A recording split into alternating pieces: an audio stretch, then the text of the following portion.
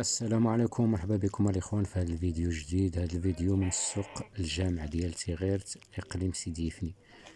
هاد الرحبه ما شاء الله، هادو الاخوان كيطلبوا فيهم تقريبا من 44 حتى 54.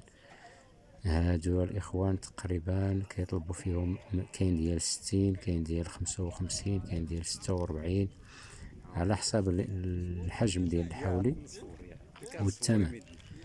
هادو الاخوان تاهما نفس الشيء، فيهم من 40,000 حتى ل 60,000 ما شاء الله، اللهم بارك.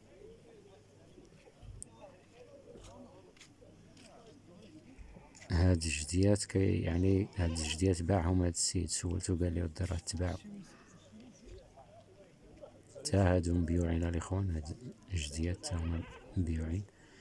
هادو اللي قدامكم كيطلبوا فيهم تقريبا 40 حتى الفوق، 40 44 حتى ل 50,000. يا بحال الاجواء بغينا نشاركو معاكم الاجواء ديال هاد السوق ديال الباديه ديال الجامع ديال تيغيرت، الجمعة ديال تيغيرت ما شاء الله. هيا الاخوان، المهم هذه هي الرحبه، المهم الخير موجود. والبرد الاخوان، كاين البرد في السوق، في الجيب وفي كل شيء. والله يلطف بينا، الله يرحمنا، الله يجيب شي شتيوه ان شاء الله، الله يجيب شي شتيوه. كاين شويه الغلا الاخوان، كاين الغلا ما شاء الله. المهم الغلا كاين الاخوان، باش نكونوا واضحين، الغلا كاين. داك الحولي اللي كانوا يديوه الناس ب24 25 ولا داير 40 36. المهم تقريبا الحولي كاع مثلا دابا ما بقاش تقريبا من 30 يمكن حتى 5 كيلو. البلاصه هذه ديال الجو ما شاء الله.